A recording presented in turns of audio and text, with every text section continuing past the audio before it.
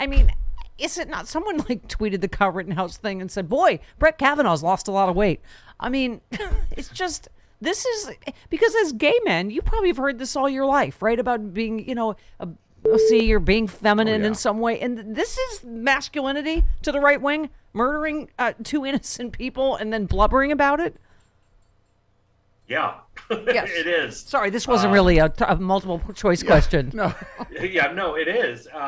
You know, this false bravado is, you know, an epidemic there. And, you know, it's unfortunate that we feel like as a society that we have to put people in these boxes and that they have to perform a certain way or else they're not man enough, they're not woman enough, whatever.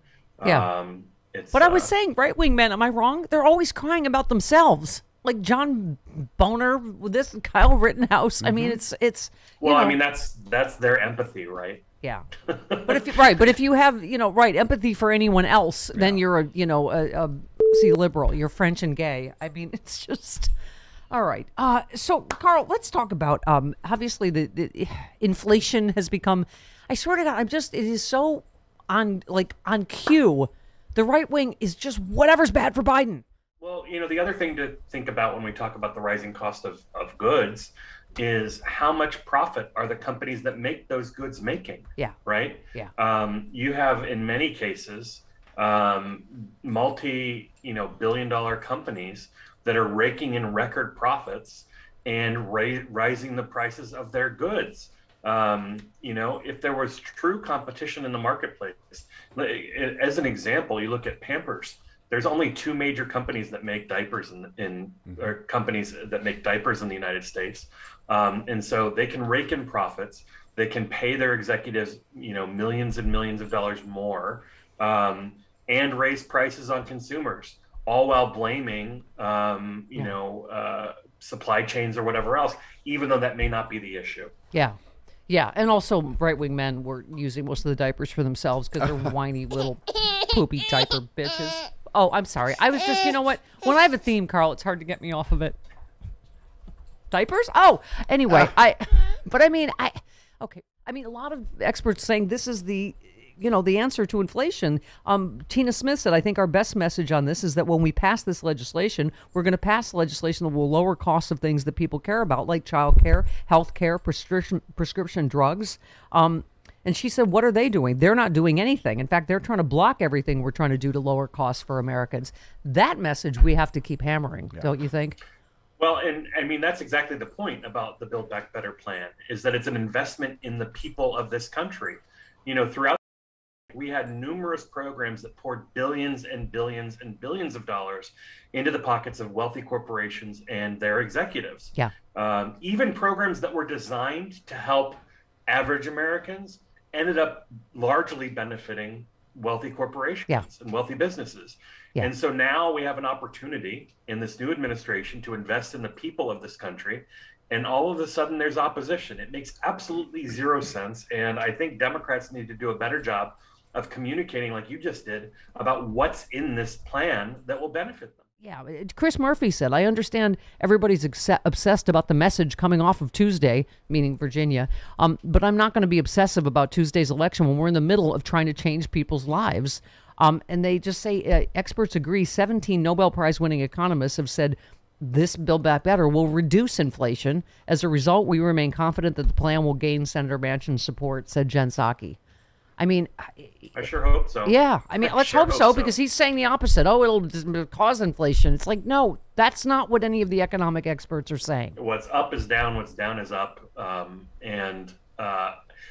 hope that the people of West Virginia who will benefit from this are able to get that message across to him, because, enough with the waiting. Speaking of kids, I saved this one for you as well. Republicans are spreading a new lie about Joe Biden's child care plan. The subject of the false claim is the Democratic Early Childhood Initiative designed to make a decent, affordable child care available to all Americans who want it. To hear some conservatives tell it, churches and other religious organizations offering child care couldn't be part of the program. As most things with Republicans, that simply is not true. Right. I mean, this is what we're combating. They're not teaching critical race theory anywhere in Virginia. But we get continually on the defense, don't we, in campaigns? And they're saying the initiative is part of the Build Back Better legislation. The primary way it would help families would be through subsidies, which families could use to defray child care costs. Huge thing, right, in our society. Right. Page 163 says, nothing in this section shall preclude the use of such subsidies for sectarian child care services if freely chosen by the parent. If you want to send your children to a church, daycare, or a pre-K program, again, as the Democrats offer you nothing. This is one Republican strategy. Again, completely untrue, right? Religious providers are absolutely eligible, and we're excited for them to be part of this, said Patty Murray, who was one of the sponsors. The bill gives parents the flexibility to choose a provider that best fits their needs, including faith-based providers, and it ensures faith-based providers can receive grant funding to build their capacity. I think here's the problem. We always feel like we don't have to respond, really, because you're like, well, that's just a lie. That's just not true. But they will keep pounding this, won't they? They will. Part of it is that the word sectarian has a well-known liberal bias. So maybe they don't understand what that word means. Right. It doesn't mean what you think it means.